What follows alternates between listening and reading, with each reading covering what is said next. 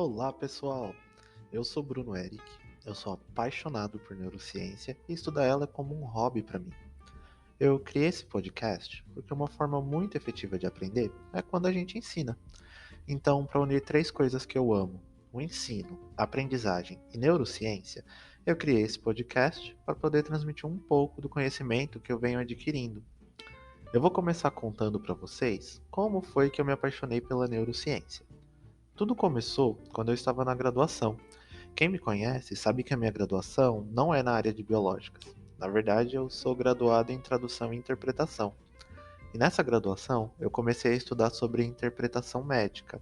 Talvez muitos não saibam, mas interpretação médica é quando uma pessoa faz uma tradução oral, por assim dizer, dentro de contextos médicos, ou seja, em hospitais, consultas e daí por diante.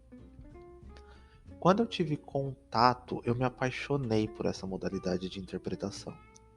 Então eu comecei a estudar sobre terminologia médica, que me gerou um artigo bem legal e uma palestra muito interessante na área de linguística. Mas esse é um assunto que dá para ir bem longe. Mas vamos focar apenas na parte que tem relação com a minha escolha por neurociência. Na época, eu fiz amizade com uma pessoa que estava se formando no curso e que inclusive estava participando como aluna especial na Universidade Federal do ABC, aqui em São Paulo. Ela começou a me contar sobre as aulas dela e, gente, eu ficava maravilhado. Naquele momento, eu vi que eu precisava vincular neurociência com a minha área. O tempo passou e aquele desejo continuou dentro do meu coração, mesmo quando eu tentava trocar ele por outros. Então, eu me formei e logo depois eu participei de um processo seletivo para trabalhar em um departamento existente na época na Universidade 9 de Julho, muito conhecida como Uninove. Ah, por sinal, foi lá que eu me formei. Eu comecei a trabalhar dando aulas de inglês para os alunos da graduação. Lá eu comecei a aprender bastante sobre metodologias ativas e eu realmente percebi que ensinar era quase que um chamado para mim. E também eu recebi uma bolsa para cursar uma especialização em docência, onde eu tive uma disciplina sobre neurociência da aprendizagem. Então todo aquele sentimento da graduação veio à tona de novo e eu comecei a pensar bastante sobre unir neurociência à minha área. Só que eu já estava caidinho pelo ensino e eu estava buscando como me aprofundar mais no ensino, então para complementar, eu fiz um cursinho de neurobiologia básica da Universidade de Chicago, que me surpreendeu muito, pois o conteúdo é maravilhoso e muito bem explicado pela professora Peg Mason. Por que que eu decidi fazer esse cursinho? Porque em um determinado momento eu comecei a pensar que se eu estou trabalhando, eu estou lidando diretamente com o cérebro do aluno porque ele precisa aprender, né? Já que a minha profissão é dar aulas. Então eu decidi fazer esse curso para entender um pouco mais como que funciona o cérebro, tá? E, inclusive, naquele tempo eu até cheguei a me questionar se eu tinha feito a escolha certa de graduação, porque naquele ponto eu já estava considerando trabalhar muito mais com o ensino do que com a tradução em si. Porque assim eu poderia usar pesquisa em neurociência para educação. Só que aí eu comecei a refletir bastante e eu cheguei à conclusão de que eu só sou o profissional que eu sou e louco por neurociência que sou por causa daquela graduação. Senão eu não teria feito o networking que eu fiz, eu não teria entrado na iniciação científica e, por consequência, não teria me apaixonado também pela pesquisa científica. E falando assim, agora eu vejo o quanto eu amo academia. Então eu precisava muito daquelas conexões que eu fiz na minha graduação para poder chegar a essa área hoje. Mas enfim, enquanto eu estava trabalhando na Uninove, eu me dei conta de que ensinar era um prazer imensurável para mim. Então eu acabei decidindo seguir pela área da educação no ensino de inglês. Eu terminei o meu contrato lá na Uninove, fui para uma escola de idiomas continuar, na verdade, ensinando inglês. E durante a pandemia apareceu a oportunidade de iniciar a especialização que eu já queria há um bom tempo em neurociência aplicada à aprendizagem, onde eu aprendi e ainda aprendo muito sobre neurociências e vertentes da educação, como desenvolvimento infantil, psicopedagogia, neuropsicopedagogia e psicanálise na educação, dentre muitas outras coisas.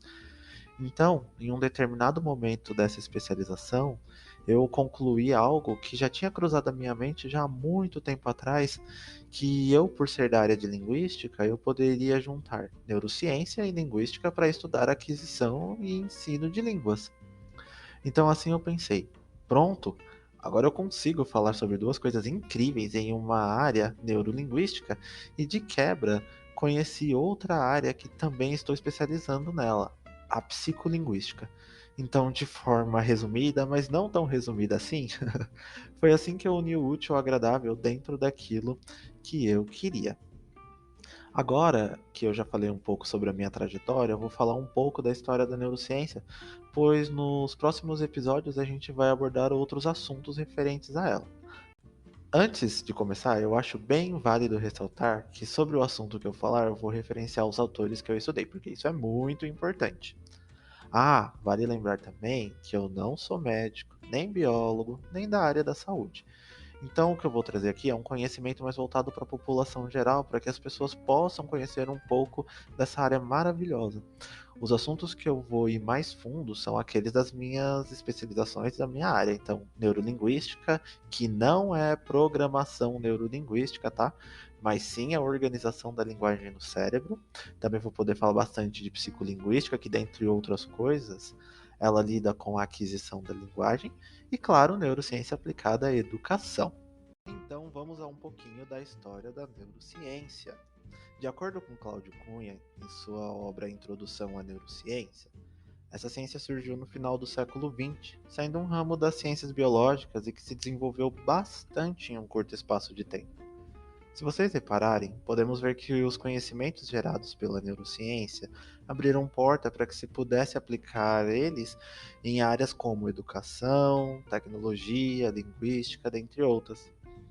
Mas para chegar aos conhecimentos que temos hoje nessa área, é interessante lembrar que muitas técnicas já foram utilizadas como forma de estudar o cérebro e o sistema nervoso, como por exemplo a frenologia, que conforme Cunha cita, esse era o nome da ciência que mapeava o cérebro. E quem criou ela foi um médico chamado Franz Joseph Gall, que em 1827 publicou um livro sobre a frenologia. E diga-se de passagem que o livro bombou, foram vendidos cerca de 100 mil cópias. Para 1827 era um número enorme. Explicando de forma bem básica, essa ciência dizia que era possível saber sobre a personalidade e algumas outras características apenas observando o formato e algumas medidas do crânio. O problema era que as hipóteses de Gall não tinham embasamento comprovado e, mesmo assim, fez muito sucesso. Parando para pensar, não é difícil entender, é só observar o tanto de coisas que acontecem hoje em dia. Gente, uma outra curiosidade bem interessante. Vocês acreditam que no século XIX algumas pessoas acreditavam que o tamanho do cérebro era considerado como prova científica, entre aspas, para a dominação social dos homens europeus sobre as mulheres? E caso alguém tenha interesse e tenha o livro ou acabe comprando ele, você pode ler sobre isso na página 21.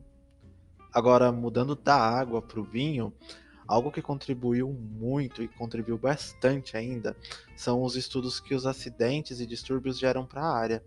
Cunha cita que em qualquer acidente ou doença ou distúrbio que afete partes específicas do sistema nervoso, vai produzir efeitos característicos. É muito triste e que uma pessoa venha passar por toda essa situação, mas essas situações geraram conhecimento que hoje em dia são utilizados para ajudar as pessoas que estão passando por isso atualmente. Agora eu vou contar para vocês o caso de Phineas Gage, que Cunha menciona em sua obra. Phineas Gage era um operário ferroviário em 1848, e naquela época ainda não se usavam dinamites nas obras para explodir as rochas. Então eles colocavam pólvora nos buracos das rochas e socavam a pólvora com bastões de metal. Já dá pra ver a zebra que vai dar, né?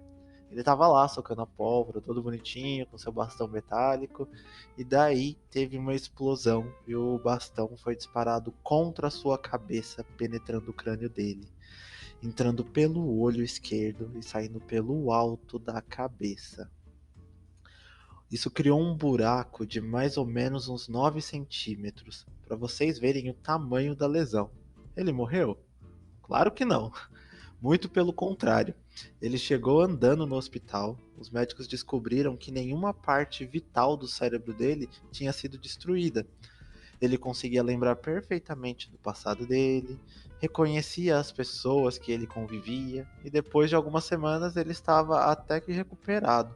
Mas quando ele voltou a trabalhar, o pessoal começou a perceber que o comportamento dele tinha mudado muito. Ele estava apresentando dificuldades de planejamento, começou a apresentar indecisão constante, não conseguia manter uma atividade por muito tempo e inclusive tinha perdido o filtro. Já estava falando coisas sem filtrar, então já dava para imaginar o tanto de coisa que ele estava falando. Então, descobriram que aquele acidente afetou a capacidade intelectual e o comportamento dele. Então, aqui a gente já consegue ver que as áreas que regulam o comportamento tinham sido afetadas no acidente. Ah, ele viveu assim por mais 12 anos. E Cunha ainda menciona que uma forma muito comum de estudo é através da anatomia e da fisiologia comparadas. Para quem não conhece os termos anatomia e fisiologia, aqui vai uma explicação bem rapidinho. Anatomia estuda as partes do corpo humano e fisiologia o funcionamento dos processos que acontecem no corpo humano. Então, continuando, Cunha ainda menciona que ao estudar animais é possível aprender muito sobre o funcionamento do sistema nervoso, pois isso nos possibilita comparar a evolução do sistema nervoso dos humanos comparado com os animais. Por falar em animais, Cunha também menciona que cientistas que utilizam animais em estudos podem ser mal vistos pela sociedade. E também ressalta algo muito interessante que todos devemos pensar, pois às vezes as pessoas voltam a atenção a animais bonitinhos, como os coelhos, os cachorros, e ao se criar uma lei que proíbe o uso de animais em pesquisas, isso inclui os animais que não são tão bonitinhos assim também, como as moscas, as minhocas, os vermes e outros animais que são muito importantes para a ciência. Por exemplo, o conhecimento que temos hoje sobre os neurônios foi obtido através de estudos em neurônios gigantes de Lula, que é um animal que não desperta comoção quando utilizado em estudos. Vale ressaltar aqui que eu não estou dizendo que eu sou a favor ou contra testes em animais. Eu estou apenas mencionando isso porque é interessante essa reflexão. Porque, pelo menos comigo, isso era uma coisa que acontecia muito. Quando eu ouvia falar sobre testes em animais, eu sempre imaginava um coelhinho, um gato, um rato ou um macaco, que são animais bem bonitinhos. Mas a gente tem que levar em consideração que a gente tem que pensar também em todos os vermes, minhocas, moscas e por aí vai a lista de animais que são utilizados. Para algumas pessoas, isso pode ser bem óbvio, mas para outras, não. Por isso é interessante mencionar. Gente, a neurociência veio se desenvolvendo muito com o passar dos anos, até chegarmos nos estudos que a gente tem hoje, onde temos mapeamentos cerebrais, neurocirurgias, dentre tantas outras coisas. Tudo isso para descobrirmos mais sobre o cérebro. O nosso sistema nervoso é maravilhoso, não é? E aqui vai mais uma curiosidade interessantíssima. O nosso sistema nervoso é maravilhoso. E aqui vai mais uma curiosidade interessantíssima. Sabe aquele cafezinho fresco ou aquele suco de maracujá gostoso que só? A gente não nota, mas quando os ingerimos, estamos fazendo alterações no nosso sistema nervoso. Cunha cita que compostos químicos encontrados em plantas e animais podem alterar o nosso humor, comportamento e até mesmo a consciência. Então, quando você toma um chá de erva cidreira para você acalmar, você está provocando uma alteração no seu sistema nervoso para que você relaxe e se acalme. Legal, né? Agora vocês já conhecem um pouquinho sobre mim e também conhecem um pouquinho sobre os estudos em neurociência.